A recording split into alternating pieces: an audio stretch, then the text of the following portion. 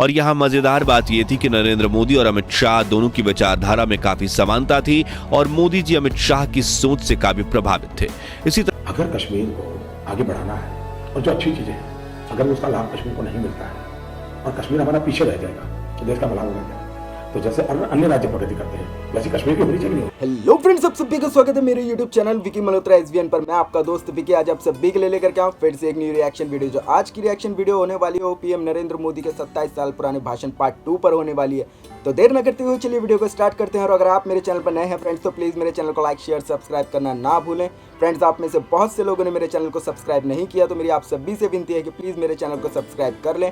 Original video का link आपको description में मिल जाएगा, उसे चेक करना ना भूलें। वीडियो के एंड तक बने रहे, वीडियो काफ़ी इंटरेस्टिंग होने वाली है। तो चलिए वीडियो को स्टार्ट करते हैं। 26 जनवरी को परसों, अब चंद घंटे बाकी हैं, लाल चौक में फैसला हो जाएगा किसने अपनी मां का दूध पिया। ये कब हुई थी प्राइम मिनिस्टर नरेंद्र नरेंद्र मोदी और गृह मंत्री अमित शाह की मुलाकात? कैसे अहमदाबाद की सड़कों पर स्कूटर पर घूमने वाले मोदी शाह की जोड़ी पहुंची केंद्र तक? इस जोड़ी को और कब जय वीरू देखा की जोड़ी भी था कहा पीएम जाता मोदी है। ने जम्मू कश्मीर से आर्टिकल 370 हटाने का महत्वाकांक्षी सपना? दोस्तों, रेलवे स्टेशन पर चाय बेचने से लेकर भारत के प्रधानमंत्री बनने तक नरेंद्र मोदी जी का सफर काफी रोमांचक और मुश्किलों से भरा रहा है।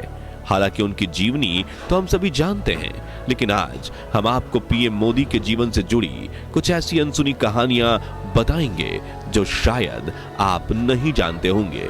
लेकिन उसके पहले नए दर्शक जल्दी से चैनल को सब्सक्राइब कर दीजिए। अमित शाह जी का लुक शुरू देखिए करते आप। हैं पीएम मोदी की अनसुनी बातें वीडियो का पार्ट 2।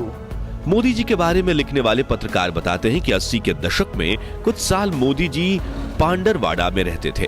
पांडरवाड़ा से अहमदाबाद करीब 150 किलोमीटर दूर है और उस वक्त ज्यादा बस सेवा भी उपलब्ध नहीं थी। ऐसे में मोदी जी रोज सुबह साफ सुथरे कपड़े पहनकर एक झोला उठाकर पांडरवाड़ा से अहमदाबाद की बस में बैठ जाते थे और अहमदाबाद आकर वो उसी बस की कुर्सी पर अपना झोला रख देते थे, फिर अपने अंकल की चाय की दुकान पर जाकर बैठते थे। अब शाम के वक्त जब वो वापस पांडरवाड़ा जाने के लिए स्टेशन जाते थे और अपनी सीट पर फिर बैठ जाते थे, लेकिन उनके दोस्त बताते हैं कि मोदी जी को सिर्फ गुस्सा एक ही बार आता था और वो तब था जब उनका कोई झोला उठाकर कहीं और रख दे और खुद उनकी सीट पर बैठ जाए। उनका कहना था कि जब एक बार मोदी जी कुर्सी पर बैठ जाएं तो कोई कुर्सी नहीं छोड़ते, जिसका लाइव एग्जाम्पल हम देख रहे हैं। अब राजनीति में प्रधानमंत्री नरेंद्र मोदी और केंद्रीय गृह मंत्री अमित शाह की जोड़ी को जय वीरू की जोड़ी माना जाता है। इन दोनों ने मिलकर आज भारत की राजनीति में एक नया चैप्टर डाल दिया है। लेकिन क्या आप जानते हैं कि नरेंद्र मोदी और अमित शाह की मुलाकात कब हुई थी? तो साल 1982 में नरेंद्र मोदी अहमदाबाद में राष्ट्रीय स्वयंसेवक संघ के प्रचारक के रूप में काम किया करते थे। उसी वक्त 17 वर्षीय नौजवान अमित शाह ने भी RSS की कई छात्र इकाई अखिल भारतीय विद्यार्थी परिषद को ज्वाइन किया। तभी संघ के ऑफिस में इन दोनों की औपचारिक मुलाकात हुई थी, जिसके बाद RSS की शाखाओं से जुड़े कई कार्यक्रमों में इन दोनों की मुलाकात होने लगी। और यहाँ मजेदार बात यह थी कि नरेंद्र मोदी और अमित शाह दोनों की विचारधारा में काफी समानता थी और मोदी जी अमित शाह की सोच से काफी प्रभावित थे। इसी तरह जान पहचान धीरे धीरे गहरी दोस्ती में बदलने लगी और 1986 आते आते ये दोनों सच्चे दोस्त बन गए। इसी साल नरेंद्र मोदी ने भाजपा पार्टी से जुड़कर राजनीति में भी कदम रखा और भाजपा ने उन्हें गुजरात बीजेपी में संगठन महामंत्री के पद पर तैनात किया। काफी स्ट्रगल किया नरेंद्र मोदी को एक राइट हैंड की जरूरत थी जो गुजरात में भाजपा पार्टी को ताकतवर बनाने की रणनीति बनाने में उनकी सहायता करे, और उन्होंने अमित शाह को ये जिम्मेदारी सौंप दी। अगले साल 1987 में अहमदाबाद में म्युनिसिपल इलेक्शन होता है। उस वक्त मोदी जी ने भारतीय जनता पार्टी के लिए खुद को इतना समर्पित कर दिया था कि वो इलेक्शन से पहले अहमदाबाद की हर गली नुक्कड़ का चक्कर काटते थे और देखते थे कि भाजपा उम्मीदवारों के पोस्टर वगैरह सही से लगे हुए हैं ना। इस दौरे पर नरेंद्र मोदी के पास कोई गाड़ी नहीं थी, वो एक स्कूटर पर जाते थे। जी हाँ, वो एक स्कूटर के पीछे बैठते थे और वो स्कूटर चलाते थे उनके जिगरी दोस्त अमित शाह। इसी तरह ये दोनों काफी लंबे समय तक अहमदाबाद की गलियों में स्कूटर पर घुमा करते थे, जो आज पीएम मोदी दुनिया के सबसे पावरफुल लीडर्स में से एक हैं। लेकिन इतनी ऊंचाइयों तक पहुंचने के लिए उन्होंने शुरुआत कहां से की, वो देखना भी काफी अहम है। इससे हमें उनकी विनम्रता और असली कारण का पता चलता है, और वो पूरे भारतवासियों पर ऐसा जादू किया है कि आज आधे से ज्यादा देशवासियों के दिल में वो बैठ गए हैं। साथियों, अब जरा थोड़ा गौर से सुनिएगा। 90 के दशक में नरेंद्र मोदी और अमित शाह की जोड़ी का ही करिश्मा था कि उनके नेतृत्व में 1995 में हुए गुजरात के विधानसभा चुनाव में भाजपा को पहली बार जीत मिली। हालांकि तब भाजपा ने पार्टी के वरिष्ठ नेता केशुभाई पटेल को गुजरात का मुख्यमंत्री बनाया था। भारत के वरिष्ठ पत्रकार राजदीप सरदेसाई उस वक्त का एक इंसिडेंट बताते हैं।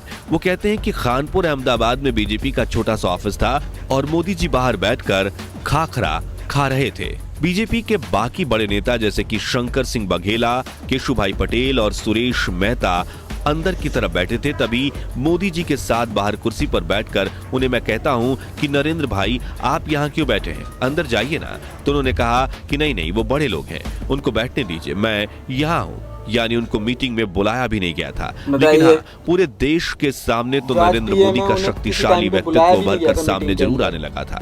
हालांकि ये सिर्फ गुजरात के चुनाव की जीत का कारण नहीं था, बल्कि उससे 2 साल पहले नरेंद्र मोदी जी के नेतृत्व में ही देश में बहुत बड़ा आंदोलन हुआ था। जी हाँ, हम बात कर रहे हैं राम मंदिर आंदोलन की। सन 1990 में लाल कृष्ण आडवाणी भाजपा के अध्यक्ष हुआ करते थे और अयोध्या की विवादित भूमि पर एक बार फिर राम मंदिर बनाया जाए, जिससे मुगलों ने तोड़कर बाबरी मस्जिद बनाई थी। इस उद्देश्य से उन्होंने 12 सितंबर 1990 के दिन यह ऐलान किया था कि मैं रथ यात्रा के जरिए 30 अक्टूबर के दिन अयोध्या पहुंचूंगा, और उसी दिन उन्होंने अयोध्या में कार सेवा का ऐलान किया। फिर 25 सितंबर 1990 से सोमनाथ से अयोध्या की राम यात्रा शुरू हुई। उस दौरान नरेंद्र मोदी ही लाल कृष्ण आडवाणी के राइट हैंड बने थे। पूरे रथ यात्रा आंदोलन की कमान उन्होंने ही संभाली थी, और 63 वर्षीय आडवाणी जी को कोई परेशानी ना हो, उसका ध्यान रखते हुए वो खुद भी उनके साथ सोमनाथ से अयोध्या के सफर पर निकले थे।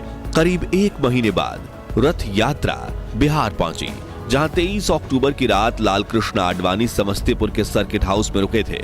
तभी बिहार के लालू प्रसाद यादव की सरकार ने यह तय किया कि वो आडवाणी जी को अयोध्या नहीं पहुंचने देंगे, और रात के करीब 1:30 बजे आडवाणी जी को गिरफ्तार करने के लिए बिहार पुलिस सर्किट हाउस पहुंची। और उस वक्त की फुटेज में आप देख सकते हैं कि मोदी जी लाल कृष्ण आडवाणी के बिल्कुल बगल में उनकी ढाल बनकर खड़े हैं। दोस्तों, आप सभी जानते होंगे कि पीएम मोदी के नेतृत्व में ही 5 अगस्त 2019 को ऐतिहासिक फैसला आया था, जब जम्मू कश्मीर से आर्टिकल 370 हटाया गया था। लेकिन क्या आप जानते हैं कि ये नियम क्या था और क्यों जम्मू कश्मीर की जनता इससे परेशान हो चुकी थी? आइए जानते हैं। दरअसल 17 अक्टूबर 1949 के दिन भारत के संविधान में आर्टिकल 370 को शामिल किया गया था, जो जम्मू कश्मीर को भारत के संविधान से अलग रखता था। इसके तहत राज्य सरकार को अधिकार था कि वो अपना संविधान स्वयं तैयार करे। अगर संसद को राज्य में कोई कानून बनाना हो तो इसके लिए यहाँ की सरकार की मंजूरी लेनी होती थी। वहीं पहले जम्मू कश्मीर का राष्ट्रीय ध्वज भी अलग था, और तो और यहाँ के लोगों के राष्ट्रीय ध्वज का सम्मान करना भी अनिवार्य नहीं था। साथ ही अन्य राज्यों के नागरिक जम्मू कश्मीर की संपत्ति नहीं खरीद पाते थे, इसलिए राज्य की प्रगति में भी अड़चन आती थी। और आपको बता दें कि प्रधानमंत्री नरेंद्र मोदी ने जम्मू कश्मीर में आर्टिकल 370 हटाने का सपना तब देखा था जब केंद्र में बीजेपी की सरकार तक नहीं थी। हम बात कर रहे हैं साल 1998 की। यकीन नहीं हो रहा हो तो उन्हीं की जुबानी सुनिए। हिंदुस्तान की जनता ने हमको जितनी मात्रा में वोट दिए, उतनी मात्रा में ही हम गुड डिलीवर कर सकते हैं। अगर हमको 2/3 बहुमत दिया होता तो हम धारा 370 को भी निकालने का निर्णय कर सकते थे। फिर अप्रैल 2014 में प्राइम मिनिस्टर बनने से पहले भी उन्होंने इस मुद्दे पर बात की थी। आप भी सुनिए। अगर कश्मीर को आगे बढ़ाना है और जो अच्छी चीजें हैं, अगर उसका लाभ कश्मीर को नहीं मिलता है और कश्मीर हमारा पीछे रह जाएगा तो देश का भला होगा। तो जैसे अन्य राज्य प्रगति करते हैं वैसे कश्मीर की होनी चाहिए। वो मानते थे कि जब तक आर्टिकल 370 लगा रहेगा तब तक कश्मीर पिछड़ा रहेगा, और मौका मिलते ही उन्होंने कश्मीर को इन बंदिशों से आजादी दिलवा दी, जिसके बाद वहां पर पिछले 4 सालों में सचमुच विकास हुआ है और उसकी तारीफ पूरी दुनिया कर रही है। कहा जाता है कि जब साल 2001 में गुजरात में बीजेपी की पकड़ कमजोर हो रही थी, तभी केंद्र में एनडीए की सरकार थी और प्रधानमंत्री थे अटल बिहारी वाजपेयी। जिन्होंने मोदी जी को बुलाकर कहा था कि अब आपको गुजरात जाना चाहिए, यानी कि अब आपको गुजरात का मुख्यमंत्री बनना चाहिए। जिसके बाद मोदी जी गुजरात आ गए और 7 अक्टूबर 2001 के दिन वो गुजरात के मुख्यमंत्री बने। तभी पत्रकार सुधीर चौधरी ने एक इंटरव्यू में उनसे पूछा था कि आप मानते हैं कि गुजरात एक राम राज्य है जहां जाति पाति नहीं है, समस्याएं नहीं है? तभी मुख्यमंत्री नरेंद्र मोदी ने कहा था कि गुजरात में राम राज्य बनाने की बहुत संभावनाएं हैं। जिस भूमि ने गांधी को जन्म दिया है, उस भूमि में राम राज्य बनने की संभावना मैं बहुत ज्यादा देखता हूँ। फिर उन्होंने पूछा कि क्या आपकी दिल्ली से गुजरात में पैरा ड्रॉपिंग हुई है? उस पर मोदी जी ने काफी मजेदार जवाब दिया था। नरेंद्र भाई, आप तो गुजरात के ही है, गुजरात में आपने इतना काम किया और आप तो गुजरात जाते ही नहीं है, और अब मैं गया तो आप पूछ रहे हैं कि पैरा ड्रॉपिंग हो गया। मुझे बड़ा आश्चर्य हो रहा है भैया, पैरा ड्रॉपिंग जिस धरती में पैदा हुआ उसका पैरा ड्रॉपिंग कह रहे हैं। जी हाँ, उन्होंने कहा था कि मैं गुजरात की धरती पर ही पैदा हुआ तो पैरा ड्रॉपिंग कहां से हुई भाई? खैर, नरेंद्र मोदी के गुजरात के मुख्यमंत्री बनने से पहले ही जनवरी 2001 में कच्छ में भयंकर भूकंप आया था, जिसने 20,000 से भी ज्यादा मासूमों की जान ले ली थी, 1,66,000 लोगों को जख्मी किया था और लाखों लोगों को बेघर कर दिया था। चीफ मिनिस्टर बनने के बाद कच्छ जाकर वहां के इतने बुरे हालात देखकर उन्होंने कच्छ के हालात सुधारने के संकल्प लिए और उनके नेतृत्व में जल्द ही पूरे राज्य को रिवाइव किया गया। मोदी जी ने कच्छ के रेगिस्तान में रह रहे लोगों तक उन्होंने नर्मदा नदी का पानी पहुंचाया और वहां कई उद्योगों का विकास करवाया और कच्छी लोगों को फिर अपने पैरों पर खड़ा होने में सहायता की। आज कच्छ में काफी बड़ा सोलर प्लांट है, 35 से अधिक कॉलेज, एक विश्वविद्यालय, 1000 से अधिक नए स्कूल, एक नया भूकंप प्रतिरोधी जिला अस्पताल और हर घर के लिए नर्मदा का पानी है। यहाँ तक कि आज कच्छ के कांडला और मुद्रा बंदरगाह सामूहिक रूप से देश के 30% शिपिंग कार्गो को संभालते हैं।